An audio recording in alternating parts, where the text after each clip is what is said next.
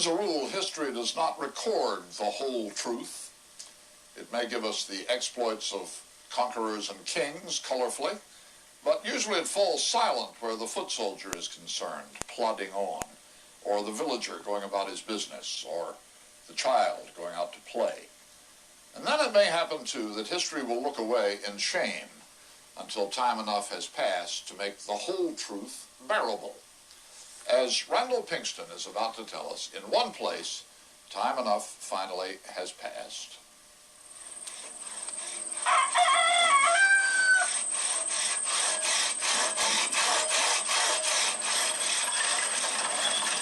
Williamsburg, Virginia, on the eve of the American Revolution. This is where men like Thomas Jefferson, George Washington, and Patrick Henry laid the foundation for the ideas, ideals, and culture that would shape the future United States. This is a living museum, a destination point for about 1 million tourists a year. But until recently, only half the story of this town's 18th century colonial past was being told.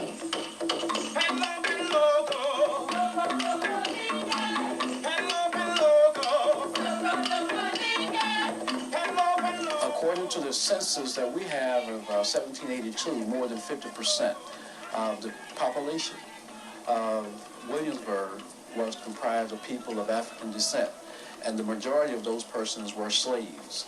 So they were very much a dominant part of Williamsburg. Robert Watson is a professor of history and the director of the African American Interpretation Program at Colonial Williamsburg. Why were they left out? In part, I think it was a subject that most people did not feel that was one worthy of discussing. I think there was a feeling within the black community that it was a very painful subject and they didn't want to bring it up. I think also the powers that were did not seriously consider the interpretation of African Americans an important aspect of this town's past.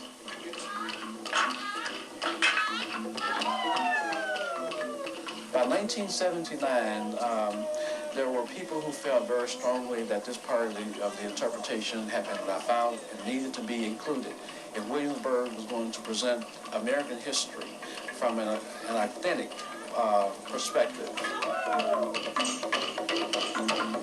The African American Interpretation Program is a relatively new addition to the Williamsburg experience and sometimes encounters a cool reception.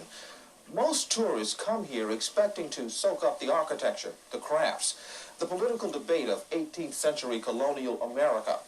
They find all of that here, but some are jolted when confronted by the other side of that life, the life of the slave. Back in the 18th century, you started living and started working at the age of 5 years old. Go out to the fields, pick worms off the leaves. If a master walks in that house and decides he wants to take this friend away from all of us, he's not going to step down there and ask us how we feel about it. He's gone. Because they sure showed us what would happen if you raised your hand against the white man. They cut James's head off right there in front of everybody. Now, you know that was pitiful. That was downright sinful.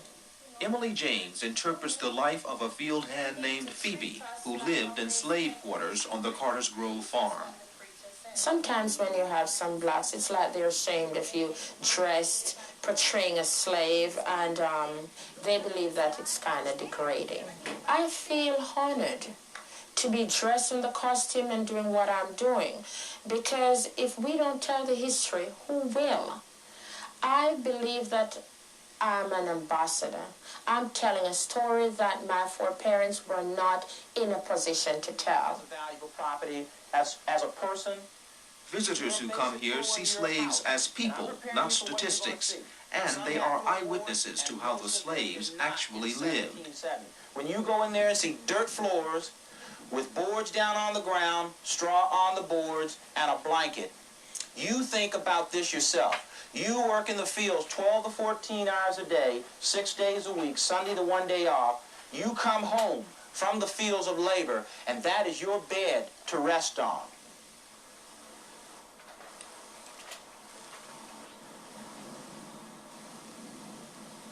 Quite a contrast from the master's house at Carter's Grove, just up the hill from the farm's slave quarters.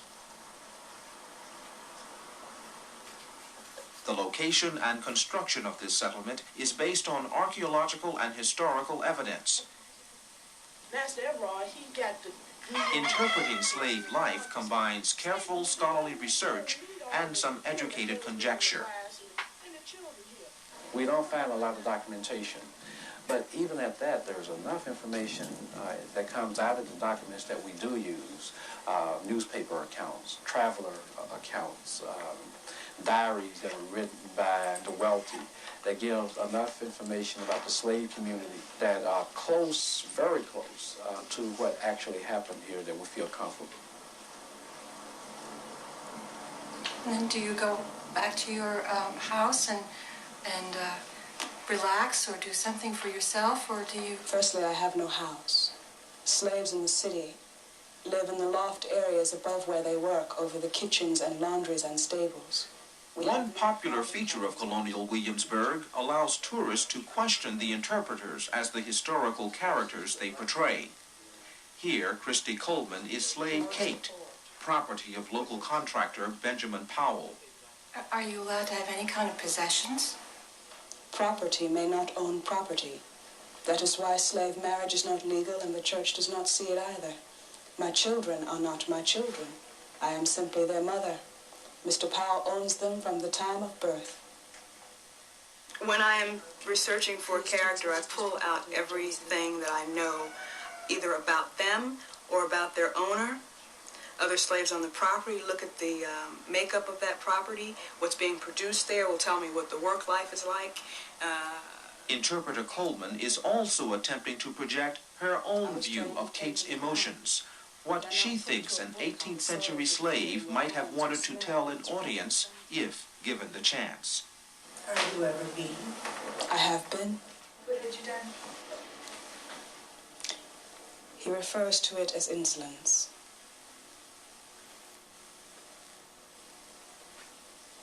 On more than one occasion. But quite frankly, what I have done or not done, in my mind, is almost as great as someone to ask a woman, what have you done to have a man lay on you without permission? Coleman's bold interpretation, more than any other, often leaves visitors uncomfortable with the concept of slavery.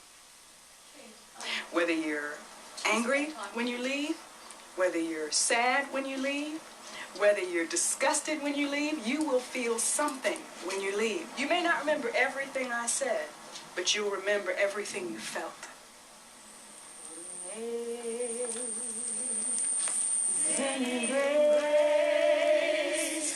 How sweet the sound.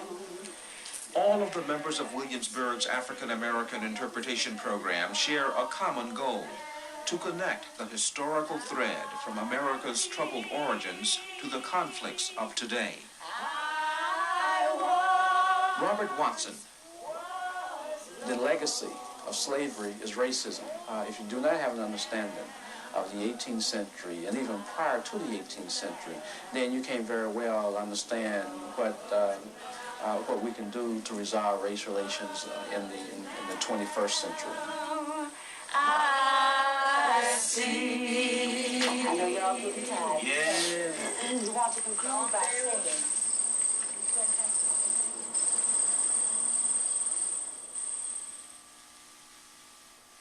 I'm Charles Kuralt. I hope you'll join us here again next Sunday morning.